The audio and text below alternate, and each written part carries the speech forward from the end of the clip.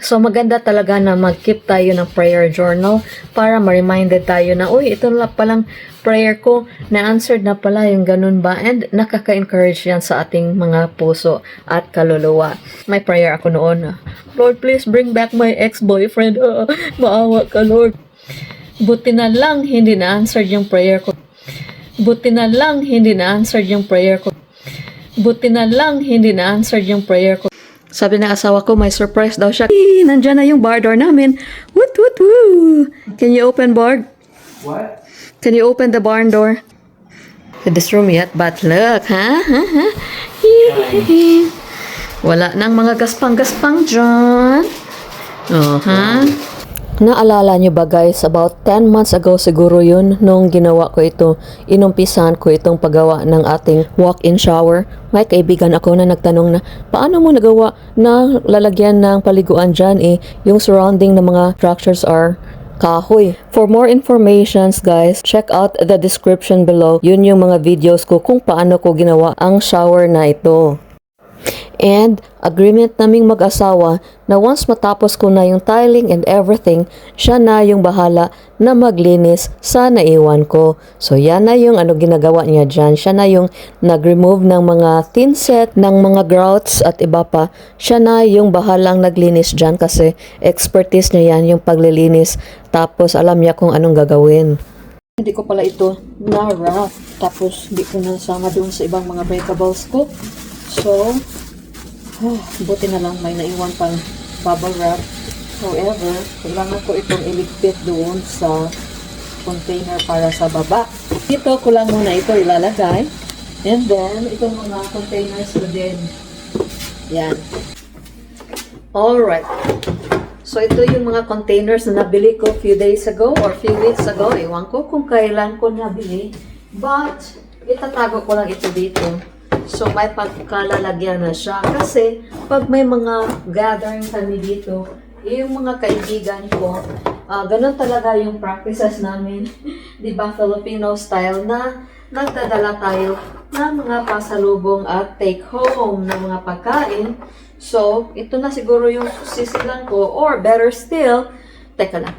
Siguro bili na lang ako ng mga ziplocs or mga containers at plastic, ziploc para pag may extra akong pagkain pag nag-gathering kami dito, madadala ng mga kaibigan ko. Guys, nagugutom ako. Ito, may label pa, so ilagay ko lang ito dito. Nagugutom ako. Gusto ko sanang mag-coffee, kaya lang wala kaming gatas. Paano ba yan? So, mag-grocery kami. Naku, ang grocery pa naman dito guys, napakalayo. Hindi katulad dun sa aming ay, puti siya. In fairness, puti siya, napakalayo. Mga 15 minutes drive kumpara doon sa amin. Less than 10 minutes lang doon sa amin. Doon sa kabilang bahay, less than 10 minutes lang. Nandun na kami sa aming grocery store. Dito, ang layo. But anyway, ilista ko na lang. Tapos, ipost ko doon sa ating refrigerator. So, kailangan namin ng gatas, milk. What else? Kailangan ng tubig, bottled water. Yan. Yan lang muna yung temporary na mga pagkain na kailangan namin dito kasi hindi pa naman kami totally naka-transfer dito. Tapos stick ko ito dun sa refrigerator. Tapos ilagay ko ito dito for future use para pag kailangan nating magsulat-sulat o may pen na tayo. So, yan. Diyan ka lang muna. Tapos, itong sticky note ko, ay i-post ko dito para ma-remind tayo na, uy, bili ka ng blah, blah, blah. Nandito pa yung mga snacks ko. Hindi ko ito makain kasi wala kaming coffee and milk. So, yan. So, kailangan ko na talagang may milk dito sa bagong bahay. Sayang naman itong mga display ko pag hindi makain at hindi mainom, di ba? And then, lilinisin ko lang itong kitchen na ito dito and then, we'll call it a night. Yeah, can you erase it on the wall? And then make a small marking there. It's okay, you don't have to remove that one. Yeah, you do because the stuff's... Yeah. Yeah, you do, so you can use Yeah, the sidings need to be removed. I mean, the papers.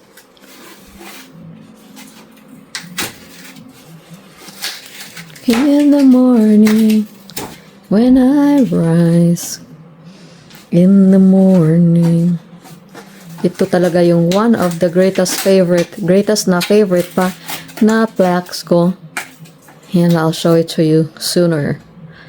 Yeah, I have a little nail here. You can just make a mark where I can. It's gotta be level too. I don't. Okay. Good. Yeah. Yes. Perfect. Is Yeah. it Just one side, and then I'll level it out I have on the no other idea side. Where is it? Where the nail should go on your left hand. I don't Where know. is the? Yeah. Where's the hook? There. Okay. Thank you. Well, I'll take care of it. Perfect. Here. Whoop.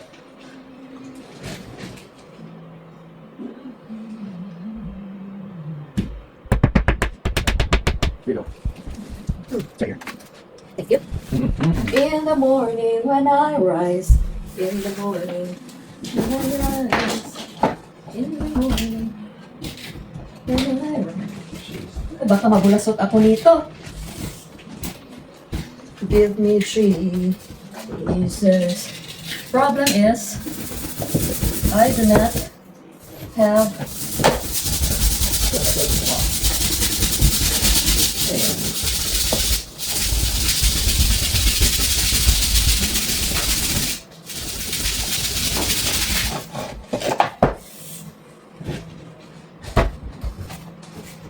Oh.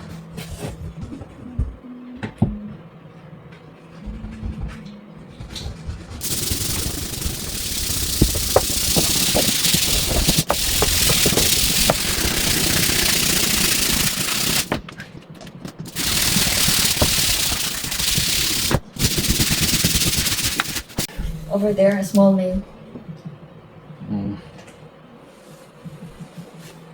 Thank you. I wonder if it's still snowing outside, huh? It's snowing? It was. Just I felt snow on me when I had this open because I was working on me. Oh no. I don't think it's doing much.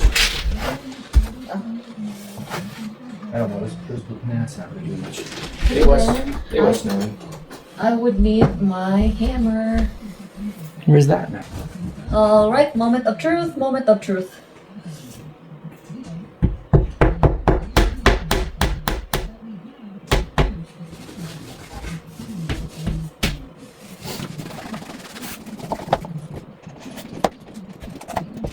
Oh my gosh, malayo. Ay, ay, awesome. It's a little bit off, but let's see.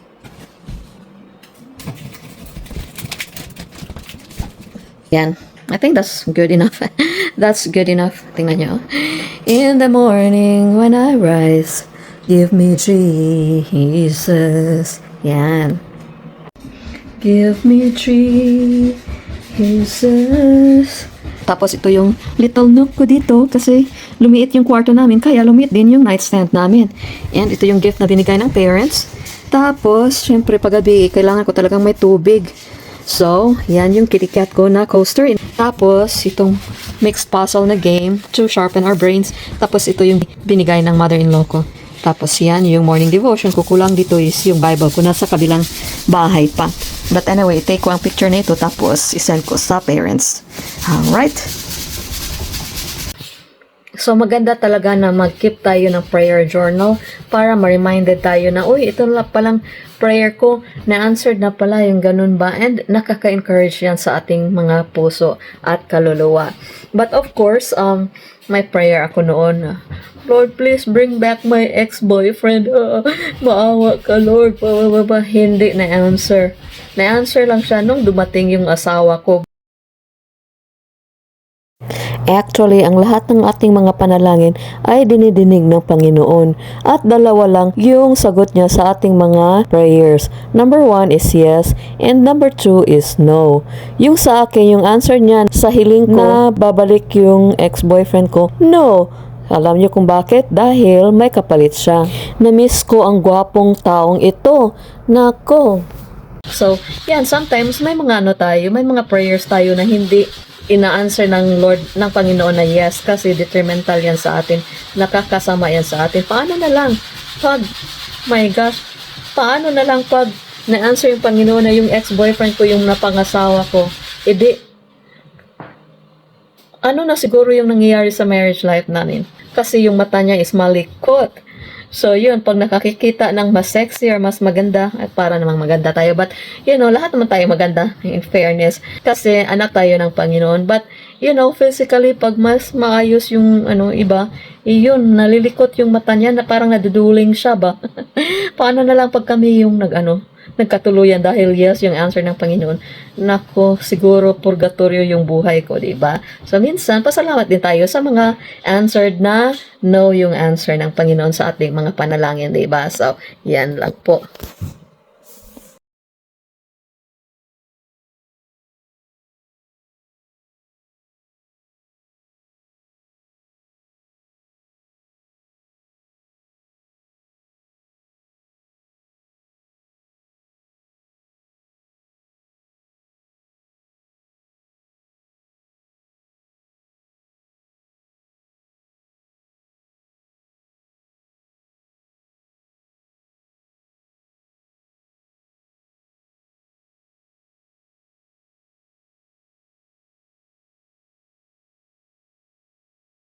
In closing, tingnan nyo guys, free na small ping pong at saka couch at saka trundle bed, and ito pa oh my gosh, cabinet, parang solid ito, and another couch. Somebody help me.